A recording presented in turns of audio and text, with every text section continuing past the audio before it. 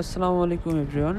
আমি সাদ বিন মন্তাসির, পড়াশোনা করছি আইটিতে, সিএসিতে। তো আজকের ভিডিওতে আমি মূলত আলোচনা করব C++ প্রোগ্রামিং নিয়ে এবং কীভাবে কোড রান করা যায় এবং তার যোগ বিয়োগ গুণভাগ দেখার চেষ্টা করব। এবং তোমরা অনেকেই আমাকে ইনবক্স করেছো এই সি প্রোগ্রামিংয়ের পাশাপাশি C++-এর কীভাবে কোড রান করে এবং কীভাবে আদার্স যোগ বিয়োগ গুণভাগগুলো করা যায় বা লুপ কীভাবে চালানো হয় এগুলো জানার জন্য। তো আমি এই জন্যেই শর্ট একটি টিউটোরিয়াল তৈরি করার চেষ্টা করছি।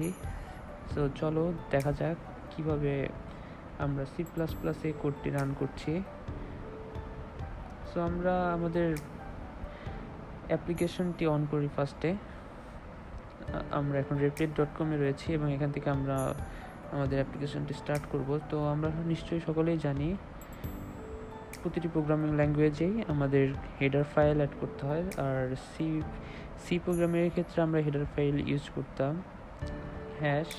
#include stdio.h, কিন্তু C++-এর ক্ষেত্রে আমাদেরকে ব্যবহার করব include iostream, অর্থাৎ #include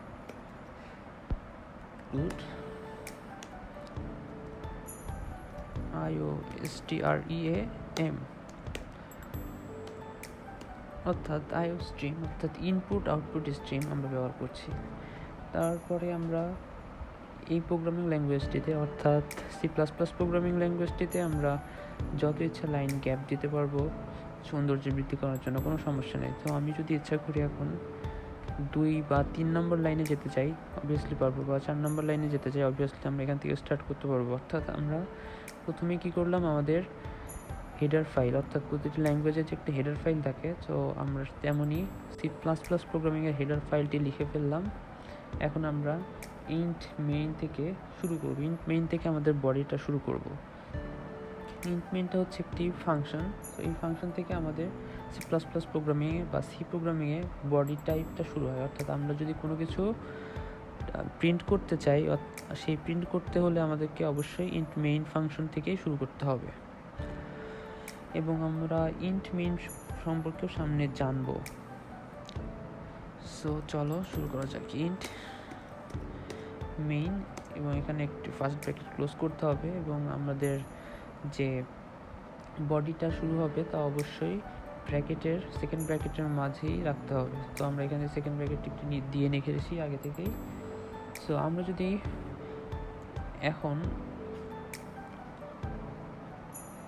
যদি এখন প্রিন্ট করতে চাই, সেক্ষেত্রে আমরা এখানে C++ এর ক্ষেত্রে আমরা এখানে সি আউট ব্যবহার করে থাকি। আমরা কিন্তু পূর্ববর্তী লেকচার ভিডিওতে দেখেছি সি প্রোগ্রামিংয়ের ক্ষেত্রে আমরা প্রিন্ট এফ ব্যবহার করে থাকি প্রিন্ট করার জন্য। সো এখানে আর C++ এর ক্ষেত্রে আমরা সি আউট ব্যবহার করে থাকি। সো আমরা যখনই সি প্রিন্ট করব তখন সি আউট ব্যবহার করব, এবং তার আগে আমরা std cout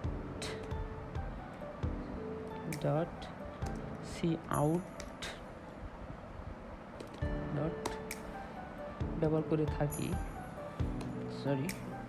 এখন আমাদেরকে apps2ps এর মধ্যেই আমরা প্রিন্ট করব। সো আমরা যদি হ্যালো ওয়ার্ল্ড প্রিন্ট করতে চাই, WORLD, হ্যালো ওয়ার্ল্ড। সো এটা আমাদের হচ্ছে হ্যালো ওয়ার্ল্ড লিখলাম। সো আমরা এখন হ্যালো ওয়ার্ল্ড প্রিন্ট করতে চাই, কিন্তু আমরা এখানে দেখা যাচ্ছে std লিখতে হয়েছে আলাদা করে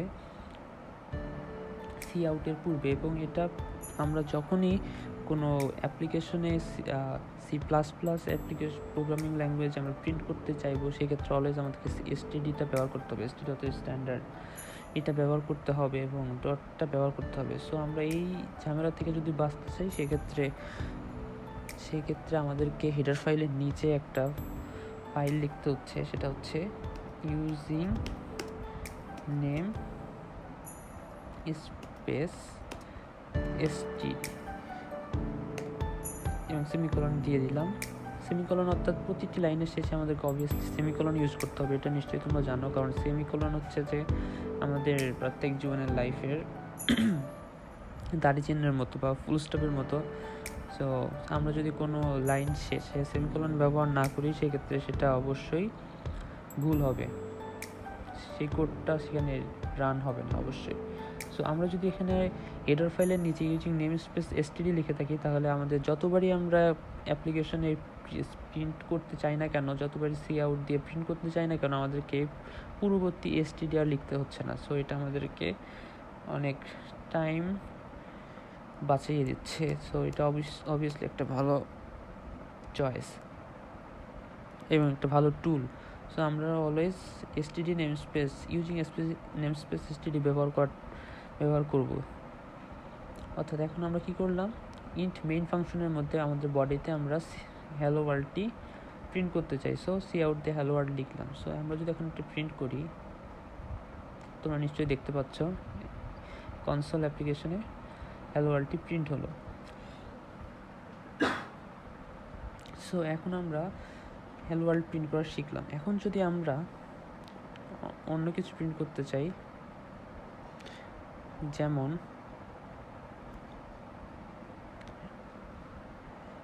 হ্যালো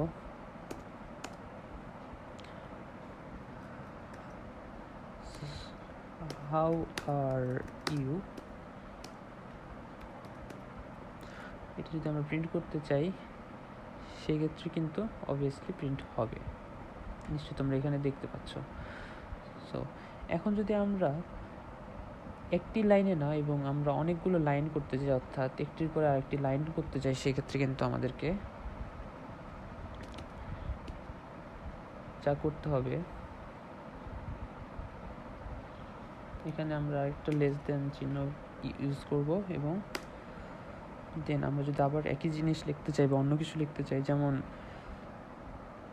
আমি আমার নামটি আবার লিখতে চাই যদি SIID সাদ, আর অবভিয়াসলি যেহেতু এটা স্ট্রিং অর্থ হচ্ছে আমরা যখনই কিছু লিখবো, অর্থাৎ সংখ্যা বাদে যে কোনো কিছু লিখবো তখনই তা স্ট্রিং হবে। তো সেই ক্ষেত্রে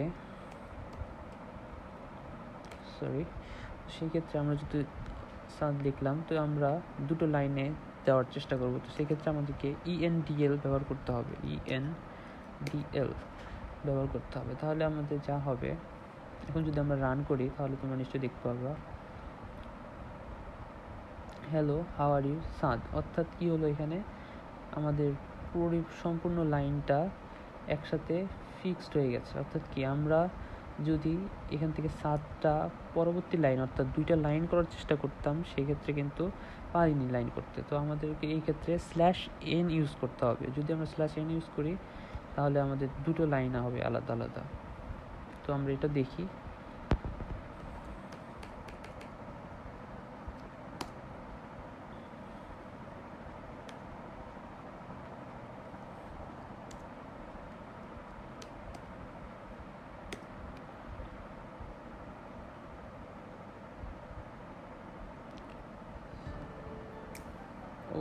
এখানে /n এর পরিবর্তে অন্যটাতে ক্লিক লেগে গিয়েছিল, সরি, দুঃখিত এটার জন্য।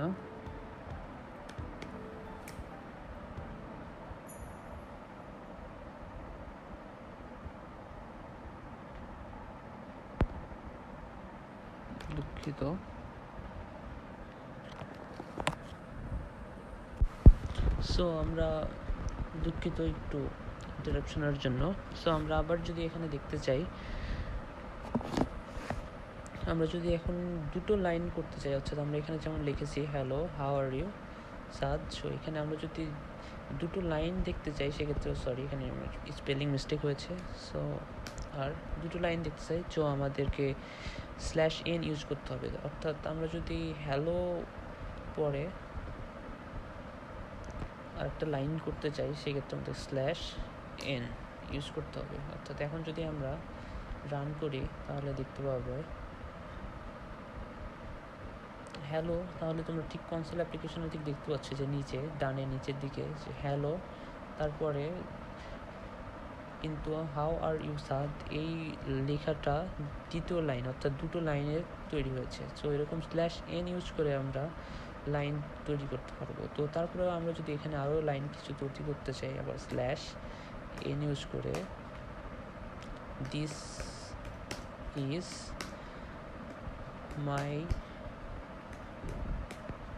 টার্ন নাও, আমরা যদি এমন লিখি সেক্ষেত্রে আমরা যদি রান করি তাহলে কিন্তু 3টি লাইন পাওয়া যাবে। তোমরা নিশ্চয়ই দেখতে পাচ্ছ ডানে নিচের দিকে hello how are you sir এবং this is my turn now, এই তিনটা লাইন আলাদা আলাদা 3টা লাইনে তৈরি হয়েছে। সো এইভাবে /n দেওয়ার মাধ্যমে কিন্তু আমরা আলাদা আলাদা লাইন করতে পারবো।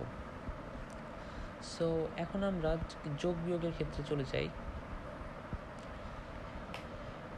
সো আমরা নিশ্চয়ই জানি যোগ বিয়োগের ক্ষেত্রে আমাদেরকে প্রথমে একটা ডেটা টাইপ ফিক্সড করতে হবে এবং তারপরে নাম দিতে হবে, অর্থাৎ তার জন্য স্লট নিতে হবে এবং তারপরে স্লটে আমরা যে কোনো কিছু রাখতে পারবো। অর্থাৎ আমরা এখন ইন্ট এবং ডেটা টাইপটা নিলাম ইন্ট, অর্থাৎ ইন্টিজার টাইপের আমরা ভ্যালু নিব, এই জন্য আর কি ইন্ট নিলাম। আমরা যদি ফ্লোটিং অর্থাৎ আমরা যদি দশমিক নিতে চাইতাম তাহলে অবশ্যই ফ্লোট নিতে হতো এখানে। সো ইন্ট নিয়ে আমরা নামটা যে কোনো নাম দিতে পারি, অর্থাৎ আমি আমার নামে দিলাম SAAD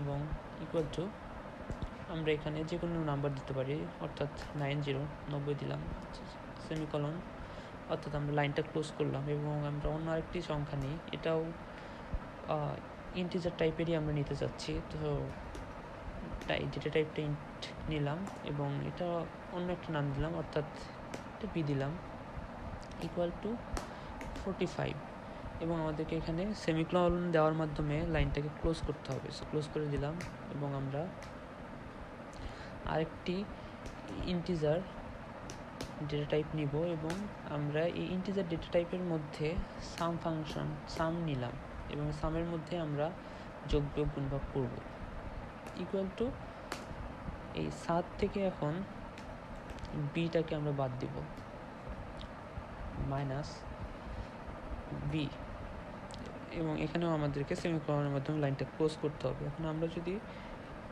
এই রেজাল্টটা পেতে চাই সেক্ষেত্রে সি আউট তিনটা হয়ে গিয়েছিল সি আউট এবং এইখানে আমরা যেহেতু সাম ভ্যারিয়েবলকে কল করেছি, সো এখানে আমরা সেই সামটা দিয়ে দেব, অর্থাৎ আমরা যেহেতু সামের মধ্যে যোগ বিয়োগটা রেখেছি তো সেই জন্য আমরা এখানে সামটাকে কল করে দিলেই জাস্ট আমাদের অ্যান্সার পেয়ে যাবো। সো আমরা এখানে সামটাকে কল করে দিই এবং আমাদের লাইনটাকে ক্লোজ করে দিতে হবে সেমিকলন দেওয়ার মাধ্যমে। আমরা যদি এখন রান করি তোমরা নিশ্চয়ই দেখতে পাচ্ছ ডানে নিচে 45 অর্থাৎ বিয়োগ হয়ে গেছে এখানে। সো আমরা এভাবেই যোগ বিয়োগ গুণ সবই করতে পারি। আমরা যদি একটু যোগ করতে চাই এখানে আমরা যদি আবার যে অন্য একটা ফাংশন অন্য একটি নামে নিতে চাই, এখানে যেহেতু 90 নিয়েছি এবং এখানে যেহেতু 40 নিয়েছি আমরা এখানে একটু চেঞ্জ করে দিই 87 এবং এখানে যেহেতু এখন আমরা যোগ দেখব তো অবশ্যই 90 এবং 87-এর যোগ অবশ্যই ইন্টিজার হবে। সো আমরা ইন্টিজার ডেটা টাইপই নিয়ে নিলাম এবং এখানে আমরা যে কোনো নাম দিতে পারি। সো এখানে আমি আহমেদ বা AHN যে কোনো একটা নাম দিলাম, যা ইচ্ছা তাই দেওয়া যেতে পারে এখানে। সো আমরা যেহেতু এখন এটা যোগ করবো সো 7 প্লাস বি এবং আমাদেরকে অবভিয়াসলি প্রতিটি লাইন কমপ্লিটের সময় আমাদের সেমিকলন ব্যবহার করতে হবে। সো এখন এখানে যেহেতু AHN এই নামটা দিয়েছি সো আমাদেরকে সি আউটে প্রিন্টে এখানেও AHN এটাই ব্যবহার করতে হবে, অন্যথায় এটা ব্যবহার করলে অন্য যে কিছু ব্যবহার করলে তা প্রিন্ট হবে না, এরর দেখাবে। এখন যদি আমরা এটাকে রান করি তাহলে কিন্তু 87 আসছে। কেন আসছে? কারণ আমি এখানে প্লাস দিতে যেয়ে ভুল করে ইকুয়াল টু দিয়ে দিয়েছিলাম।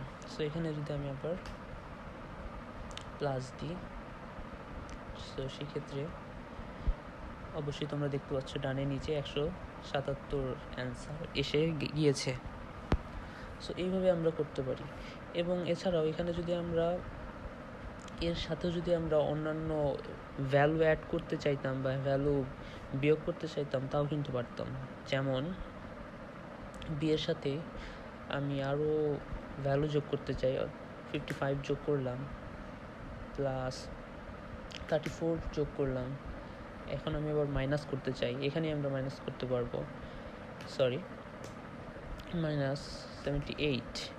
সো এখন দেখা যাক আমাদেরকে কি ভ্যালু প্রোভাইড করে। আমরা যদি রান ক্লিক করি,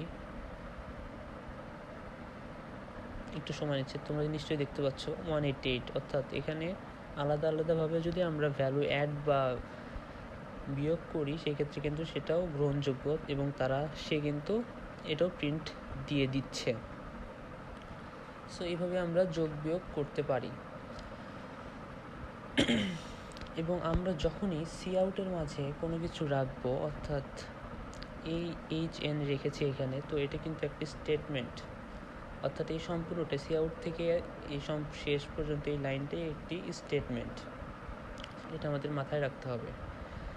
সো আজকে আমরা দেখলাম জাস্ট C++-এর হ্যালো ওয়ার্ল্ড বলা এবং যোগ বিয়োগ করা, জাস্ট এটা খুবই বেসিক লেভেল ছিল। এবং তোমরা অনেকেই আমাকে সি এর ভিডিও রান করে দেখানোর পরে C++-এর জন্য চেয়েছিলে, এই জন্যই জাস্ট আমার এই শর্ট ভিডিওটা করা তোমাদের জন্য।